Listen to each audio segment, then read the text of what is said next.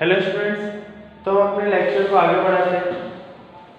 हमने last lecture में spherical capacitor और पैरेलल प्लेट कैपेसिटर इन दोनों के डेरिवेशन हमने देख लिए थे। लास्ट लेक्चर में हमने देखा था कि स्फेरिकल कैपेसिटर की कैपेसिटी को हम कैसे निकालते हैं, ठीक है। उसी मेथड से उससे पहले हमने देखा था कि पैरेलल प्लेट कैपेसिटर की कैपेसिटी को हम कैसे निकालते हैं। आज जो हम डेरिवेशन देखने वाले हैं वो है पैरेलल प्लेट कैपेसिटर के बीच में एक डाइलेक्ट्रिक मीडियम रखेंगे। जैसे पहले क्या होता था कि कुछ इस टाइप से पैरेलल प्लेट कैपेसिटर होता है तो उसके बीच में जगह खाली रहती थी। मैंने आपको बताया था कि यहाँ पर हम कुछ भी कंडक्टर इंसुलेटर डाल सकते हैं। यहाँ पर मैंने आपको बताया था कि एयर भी रह सकती है और सेकंड कागज वगैरह हम इस तरीके से हम कुछ यहाँ पर बढ़ सकते हैं। लेकिन अब हम क्या बोल रहे हैं कि डाइलेक्ट्रिक एक कांस्टेंट वहां पर डाला जाएगा। डेरिवेशन का जो नाम है वो ये है, आंशिक रूप से परावैद्युत पदार्थ की उपस्थिति में समांतर प्लेट संधारित्र की धारिता। अब डाइलेक्ट्रिक मतलब परावैद्युत या फिर डाइलेक्ट्रिक या फिर परावैद्युत, ठीक है। डाइलेक्ट्रिक या फिर परावैद्युत ये क्या होता है? तो इसमें हम देखते हैं डाइलेक्ट्रिक का मतलब वो ऐसा कोई भी कांस्टेंट या फिर ऐसा कोई भी कंडक्टर जिसकी कंडक्टिविटी काफी कम हो उसे हम बोलते हैं डाइलेक्ट्रिक, जिसमें से इलेक्ट्रिसिटी तो फ्लो हो लेकिन काफी कम अमाउंट में। जैसे कि हमारी एयर क्या है, डाइलेक्ट्रिक कंडक्टर या फिर मैं बोल सकता हूँ डाइलेक्ट्रिक कांस्टेंट है। अब यहाँ पर इसका मतलब क्या हुआ कि वो अपने अंदर से इलेक्ट्रिसिटी तो फ्लो करती है लेकिन क्या होती है उसमें इलेक्ट्रिसिटी बहुत कम फ्लो होती है, काफी कम, जो हम फील भी नहीं कर सकते, इसलिए वो हमें फील भी नहीं होती। तो इसलिए इसी टाइप का कोई कांस्टेंट हम यहाँ पर क्या करेंगे, फिल करेंगे। हम एक बार इसका डायग्राम बना लेते हैं फिर हम आगे समझते हैं इसमें क्या हमें करना है। तो ये हमने पैरेलल प्लेट कैपेसिटर बना लिया, ठीक है। पैरेलल प्लेट कैपेसिटर के बीच में मैंने एक डाइलेक्ट्रिक कांस्टेंट लगा दिया, ये कुछ इस तरीके से, ठीक है।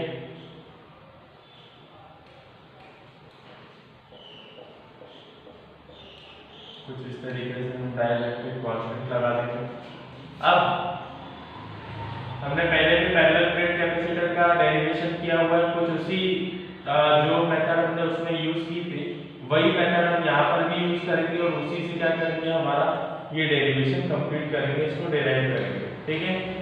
हमने पैरेलल प्लेट कैपेसिटर में प्लेट्स पे हमने चार्ज दिए थे और उसके बाद क्या किया था, उनके बीच की डिस्टेंस निकाली थी। तो मैं मान लेता हूँ कि इन दोनों प्लेट्स के बीच की जो डिस्टेंस है वो d है और सिर्फ इसकी डिस्टेंस जो है वो क्या है, t है, ठीक है। ये अभी मान रहा हूँ मैं, लेट अस अज्यूम कि ये जो डाइलेक्ट्रिक कांस्टेंट है उसकी जो विड्थ है वो क्या है, t है और प्लेट्स के बीच की डिस्टेंस जो है वो d है। तो यहाँ पर मैं चार्ज दे देता हूँ इसको। मैंने यहाँ पर अगर प्लस चार्ज देता हूँ, जैसा कि यहाँ से मैं कोई चार्ज Q डिस्ट्रीब्यूट कर रहा हूँ, तो यहाँ पर मैंने अगर प्लस चार्ज दिया है जिस तरीके से इसमें दिया हुआ है, तो यहाँ पर डाइलेक्ट्रिक कांस्टेंट के इधर ये क्या हो जाएगा, माइनस चार्ज,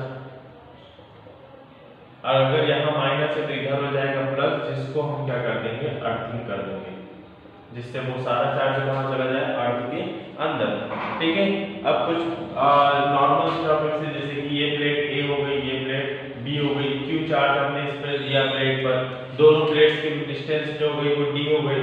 इस वाले डाइलेक्ट्रिक कांस्टेंट की बेसिकली विड्थ देखो तो वो क्या हो गई, t हो गई। अब यहाँ पर हम करने क्या वाले हैं, हम सबसे पहले क्या करेंगे, पैरेलल प्लेट कैपेसिटर का डेरिवेशन करेंगे, ठीक है। हम मानेंगे कि यहाँ पर कोई कांस्टेंट है ही नहीं, ठीक है। इसकी एब्सेंस में मैंने डिराइव करेंगे कि क्या हमारा फॉर्मूला आता है। फिर एक बार इसकी प्रेजेंस में सिर्फ और सिर्फ इसकी प्लेट्स हटा देंगे, हम सिर्फ और सिर्फ इसके लिए इंटेंसिटी निकालेंगे और दोनों को क्या कर देंगे, प्लस कर देंगे। हम हमारे लिए ज्यादा इजी यही क्यों होगा कि हम पहले पैरेलल प्लेट का निकालें फिर इसका निकालें, दोनों को प्लस करें, एक साथ क्यों कर सकते हैं, क्योंकि अभी हमें इसके कांस्टेंट नहीं पता है, ठीक है।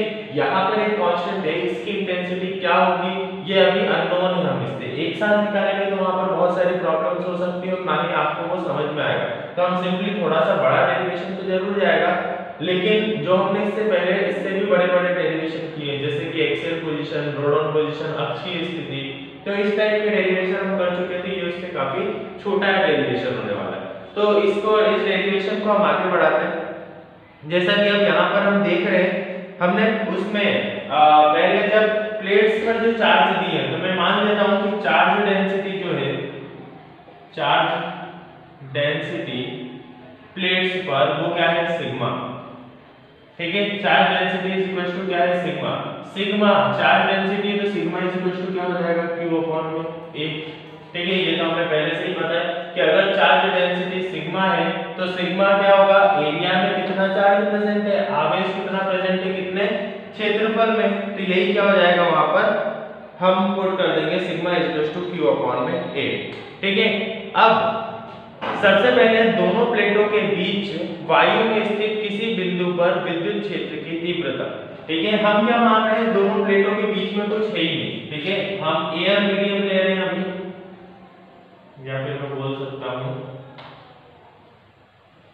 विद्युत क्षेत्र की तीव्रता निकालना है। Intensity of electric field at a point between both the plates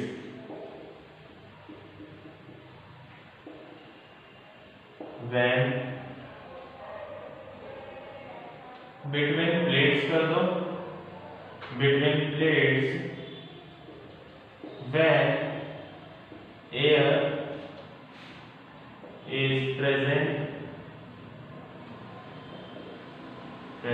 between two plates। Hindi medium वाले इसमें लिखेंगे,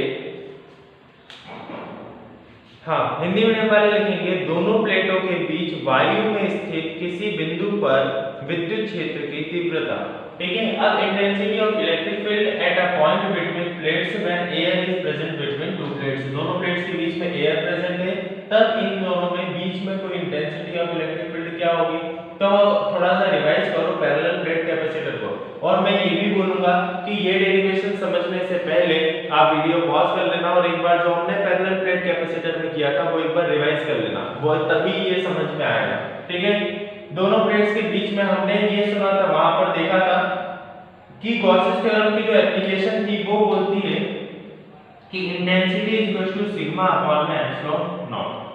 ठीक है, गॉसेस थ्योरम की एप्लीकेशन क्या बोलती है कि दो प्लेट्स के बीच में अगर एयर है, एयर में क्या होगा उसका पॉइंट, अगर कभी भी किसी पॉइंट की हम इंटेंसिटी ऑफ इलेक्ट्रिक फील्ड निकालते हैं जो दोनों प्लेट्स के बीच में है, तो उसकी इंटेंसिटी क्या आएगी, E is equal to sigma upon में एप्सिलॉन नॉट। सिग्मा की वैल्यू हमें पता है क्या है, Q अपॉन में A। तो मैं इसको और क्या लिख सकता हूं, E is equal to Q upon में A एप्सिलॉन नॉट। ये क्या हो जाएगा, हमारी फर्स्ट इक्वेशन दे देता हूं, इसको ब्रैकेट नहीं देता हूं, सिंपली क्या दे देता हूं, फर्स्ट इक्वेशन। ठीक है, तो ये क्या हो गया हमारा, तब इसकी वैल्यू आ गई इंटेंसिटी की तब जब दोनों के बीच में, दोनों प्लेट्स के बीच में सिर्फ और सिर्फ क्या थी, एयर थी। अब हम क्या करते हैं, सेम बस किसके लिए निकालेंगे, ये मैं रफ कर देता हूं।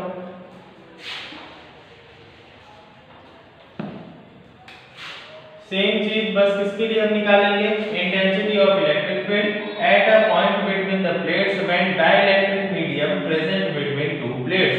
एयर की जगह पर क्या आ जाएगा, डाइलेक्ट्रिक मीडियम, तो बाकी सब सेम एज इट इज, और यहां पर क्या आ जाएगा, डाइलेक्ट्रिक मीडियम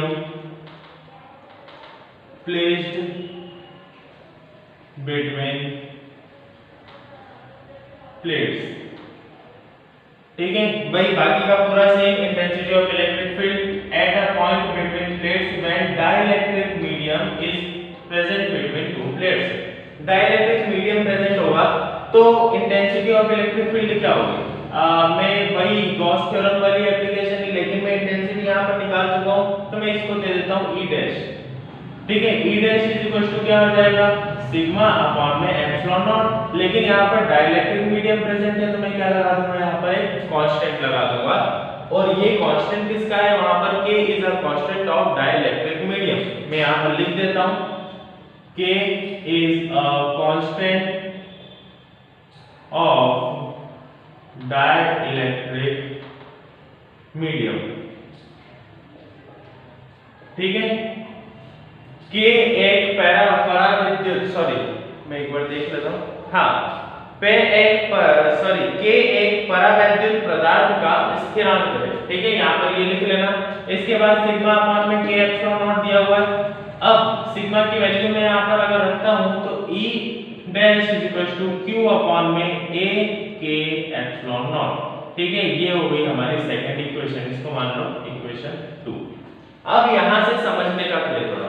अब समझना क्या है, यहाँ पर हमने इंटेंसिटी निकाल ली है किसकी, जब दोनों प्लेट्स के बीच में कुछ भी नहीं था और दोनों प्लेट्स के बीच में सिर्फ और सिर्फ क्या था, एक डाइलेक्ट्रिक कांस्टेंट था। दोनों की हमने इंटेंसिटी निकाल ली है। एक की इंटेंसिटी आई है E is equal to Q upon में A एप्सिलॉन नॉट और एक की इंटेंसिटी आई है E dash is equal to Q upon में A K एप्सिलॉन नॉट। ठीक है, अब हम यहाँ पर क्या करने वाले हैं, सबसे पहले देखो पोटेंशियल निकालेंगे। Now electric potential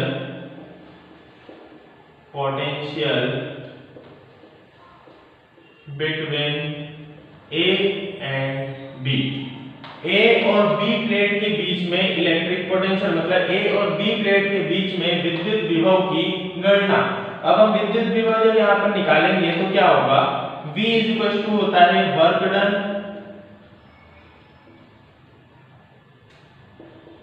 done to bring a charge from B to A। ठीक है, bring the charge from B to A। Potential क्या होगा, B प्लेट से A प्लेट पर आवेश को लाने के लिए किया जाने वाला कार्य, ये क्या हो गया हमारा इलेक्ट्रिक पोटेंशियल हो गया। तो V की वैल्यू मैंने रख दी, लेकिन work done is equal to क्या होता है, फोर्स इनटू डिस्प्लेसमेंट। ठीक है, फोर्स इनटू डिस्प्लेसमेंट होता है, लेकिन force is a kind of intensity. बल एक तरीके की क्या है, तीव्रता है। तो V इज इक्वल टू क्या हो जाएगा, E इनटू D। और अब यहाँ पर समझो मैं क्या कर रहा हूँ, हमें पता है कि E इंटू डी होगा, लेकिन यहाँ पर सिर्फ और सिर्फ E इंटू डी ही होगा क्या, क्योंकि मैं सबसे पहले मैंने निकाली इंटेंसिटी इन दोनों प्लेट्स की, फिर मैंने इंटेंसिटी निकाली है इसकी। तो मुझे क्या करना पड़ेगा, दोनों की इंटेंसिटी को प्लस करना पड़ेगा। तो मैं यहाँ पर करता हूँ, पहला देखना V is equal to E into D. तो फॉर्मेट में यही रखूंगा इंटेंसिटी। तो जब मैं प्लेट्स नहीं निकाला, मतलब जब बीच में कुछ भी नहीं था, तब क्या थी इंटेंसिटी ये थी। तो मैं इसको रखता हूँ Q अपॉन में A एप्सिलॉन नॉट। और तब डिस्टेंस क्या थी, तो इन दोनों प्लेट्स के बीच में ये नहीं था, तो T माइनस हो जाएगा। तो यहाँ पर क्या हो जाएगी, D माइनस T। आया समझ में? एक बार मैं इसको वापस रिपीट करता हूँ, देखो अच्छे से क्या बोल रहा हूँ मैं। V इज इक्वल टू है E इंटू डी। यहाँ तक तो कोई दिक्कत नहीं होगी, क्योंकि पैरेलल प्लेट कैपेसिटर में भी हमने ये सेम ही किया था। Work done to bring a test charge from B to A, B से A पर आवेश को लाने के लिए किया जाने वाला कार्य इनटू और डिस्प्लेसमेंट। अब ये वर्क डन की यहाँ पर पोटेंशियल की वैल्यू क्या हो जाएगी, B से A पर आवेश को लाने के लिए किया जाने वाला कार्य। ठीक है, नीचे आते हैं, वर्क डन की वैल्यू क्या होती है, work done is equal to क्या होता है, फोर्स इनटू डिस्प्लेसमेंट, बल इनटू दूरी।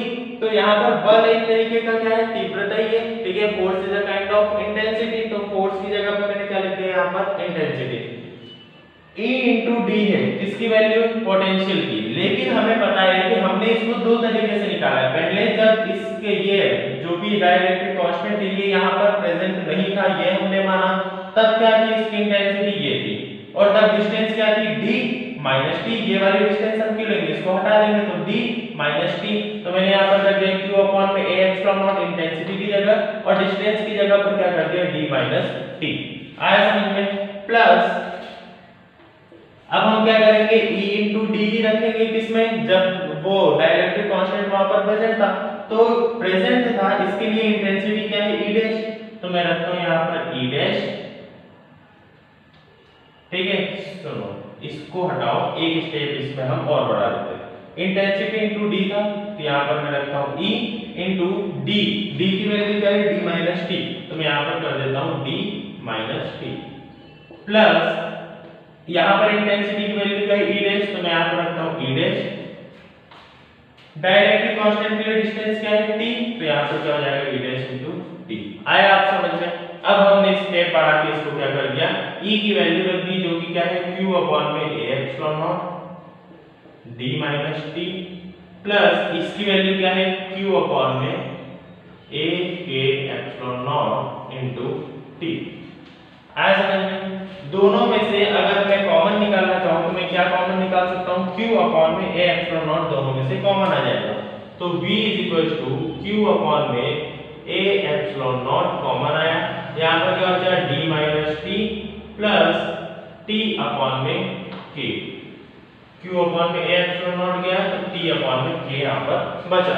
ठीक है, अब इन दोनों में या तो आपको एलसीएम लेना तो आप एलसीएम ले लो, नहीं तो क्या करो अब इसको v की वैल्यू हमारी यहाँ पर मिल गई है, v की वैल्यू हमें यहाँ पर कंप्लीटली मिल गई है d minus T plus T upon में k। ये वाला पार्ट में रफ करना चाहता हूँ तो मैं इस डायग्राम वाला पार्ट रफ कर देता हूँ, फिर हम आगे बढ़ेंगे। मैं एक बार वापस अगर समझाना होगा तो डायग्राम में आपको ब्रेक कर दूंगा। अब v की वैल्यू क्या होगी हमारी, ये वैल्यू हो गई। हमें लास्ट में पता है कि c क्या होता है q अपॉन में v, तो c q के अपॉन में q अपॉन में a एप्सिलॉन नॉट मल्टीप्लाई में क्या है d minus T plus t upon में k। कुछ इस तरीके से मैं इसको लिख देता हूँ, q से q कैंसिल हो जाएगा, बाकी पूरा ऊपर तो c हमारा लास्ट में डेरिवेशन बनेगा a एप्सिलॉन नॉट ऊपर अपॉन में d minus T plus t upon में k। ठीक है, ये हो गया हमारा डेरिवेशन फैराड। क्लियर है? अब यहां पर दो वैल्यूज पॉसिबल है। देखो अगर हम इसको सॉल्व करना चाहें तो इसको मैं अगर सॉल्व करूंगा तो ये इसके मल्टीप्लाई में इसके मल्टीप्लाई में इस पूरे को हम ऊपर ले जाएंगे, यहां पर हमें एलसीएम लेना पड़ेगा। तो अगर आप एलसीएम लेकर भी सॉल्व करना चाहो तो एलसीएम लेके सॉल्व कर सकते हो। एलसीएम लेके सॉल्व कैसे करेंगे, c 1 अपॉन में a एप्सिलॉन नॉट क्योंकि q से q कैंसिल हो चुका है। यहां पर देखते हैं तो k हमारा क्या आ गया यहां पर एलसीएम, d के अपॉन में कुछ भी नहीं था तो यहां पर क्या लिख दिया 1 और इस यहां पर भी 1। यहां पर हो गया dk plus tk plus t। ठीक है, अब ये हो चुके हैं प्रॉपर मल्टीप्लाई हो चुके हैं। तो अब मैं क्या कर सकता हूं, इसको ऊपर भेज सकता हूं। c ये तीनों चीजें नीचे हैं तो कहां चली जाएंगी ऊपर, तो k a epsilon not upon में dk plus tk plus t। आया समझ में? यहां से k ऊपर है, यहां से मैं k को कॉमन लेता हूं तो k a epsilon not upon में k कॉमन लिया तो dk में से k गया तो d प्लस t, यहां पर k है। ठीक है, 2 मिनट, यहां पर माइनस है, यहाँ पर माइनस था तो यहाँ पर भी क्या आएगा माइनस और यहाँ पर भी क्या आएगा माइनस। तो d minus T plus t, यहाँ पर k तो है नहीं तो इसके अपॉन में क्या चला जाएगा k से k कैंसिल, हमारा बचेगा क्या, बचा c a epsilon not upon में d minus T plus t upon में k फैराड। आया समझ में? कुछ इस तरीके से इसको डिराइव करना है हमें।